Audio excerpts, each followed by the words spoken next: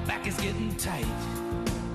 I'm sitting here in traffic on the Queensboro Bridge tonight. You're listening to Where You Live with Gene Sullivan. We've been given this task from Christopher, a theme this today on the show. The bumper music is 90s sitcoms. And I know what the theme song is to this one. I'll ask our guest, Dan Greenstein.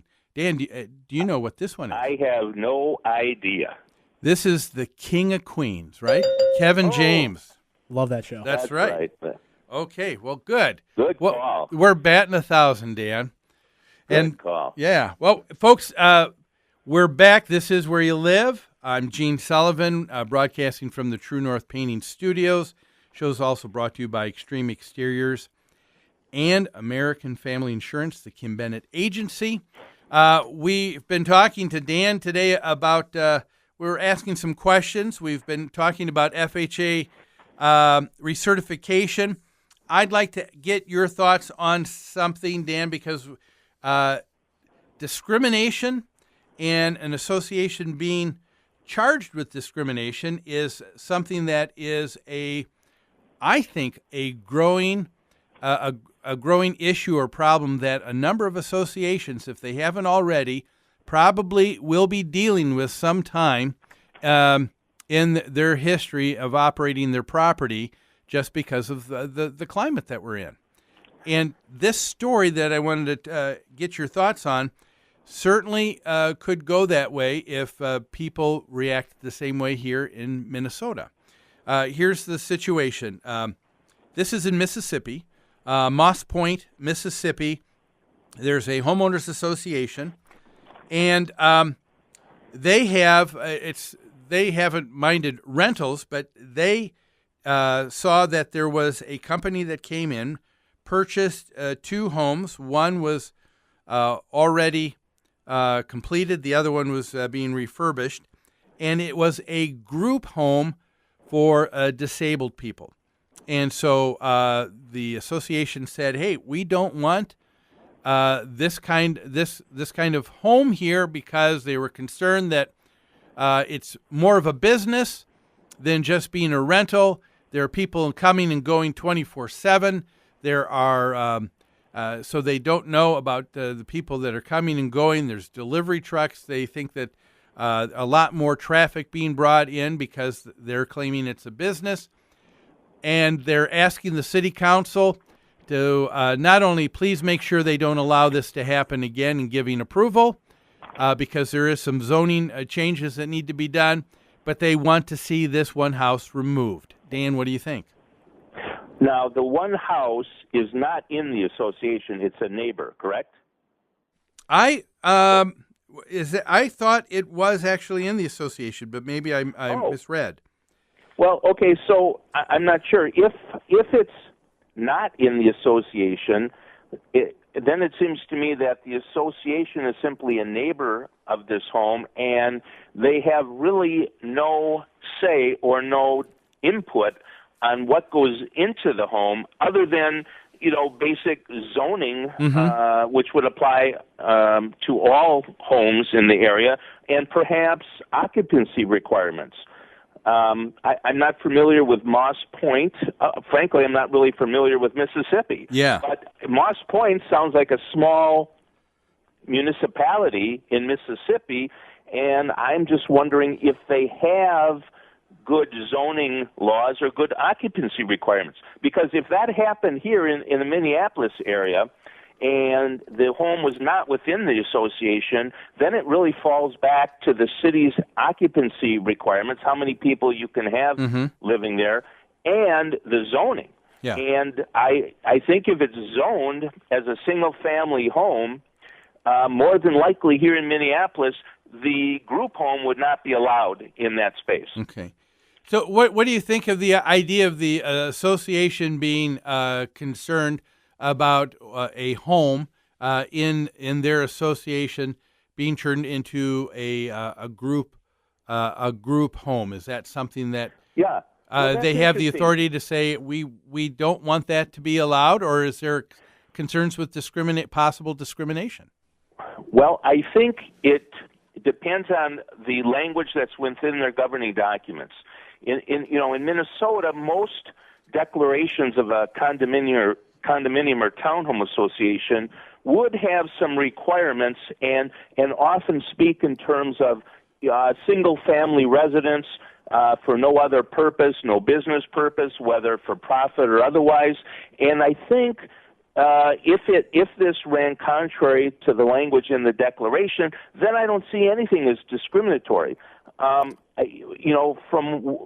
everything you read about this situation, it didn't seem that the uproar from the association was because of the fact there were disabled people moving in. It sounded, at least at first blush, that it was because it wasn't being operated as a single-family residence. Yeah, they said this is not your typical rental. This is more of a business that has a number of clients that they're taking care of that have special needs, and so there's a lot more traffic, and so they're saying it's being treated, they thought, more like a business and not a rental.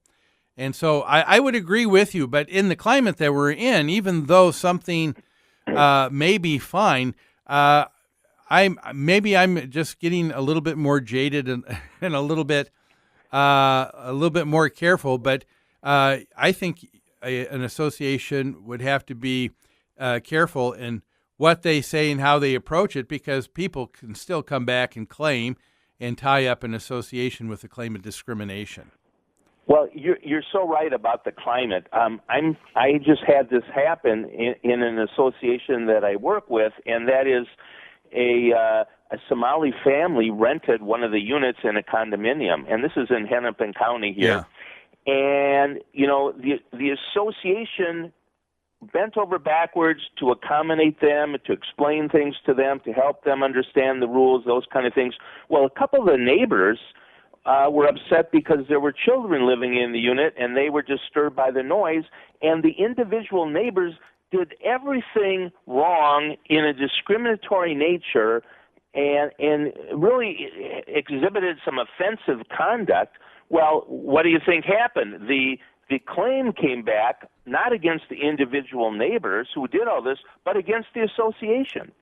And there's just something going on in our communities now where nobody seems to be willing to sit down and really talk anymore. Nobody seems to be very willing to try to accommodate someone else, but everybody seems more than willing to bring a legal claim or go to an attorney and try and get some relief for their own position. Yeah, that's a real, I find a real interesting comment, and I would find that to be true too. You would think that people should be willing to sit down and see if they can come to a compromise, some type of understanding, but people would rather just go the next step and kind of ratchet things up, and it's a lawsuit. It's something else, because that's the only way people feel that they're going to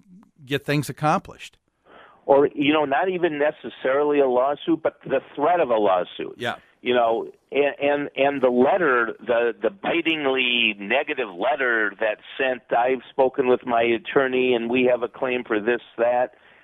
It's really, I think it's unfortunate because, in most cases, people don't, both sides typically come away from a lawsuit unhappy and having spent a lot of money.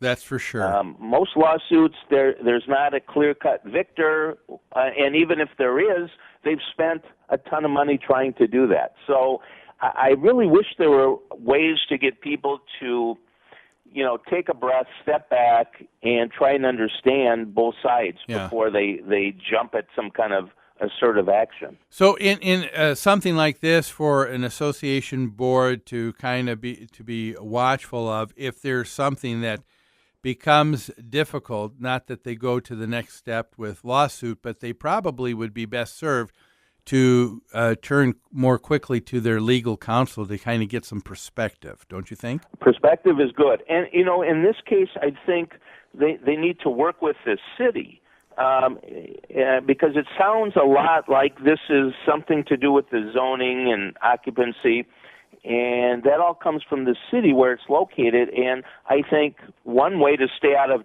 trouble in this kind of situation is to work with the city. Yeah. And if the group home has, if they're breaking one of the city codes or occupancy requirements and that sort of thing, that's really a job for the city to fix.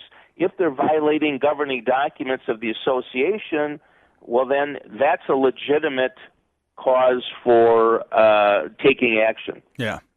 Yeah, you're right. Well, Dan, thanks for taking time to share your thoughts today on the show. As always, it's always appreciated.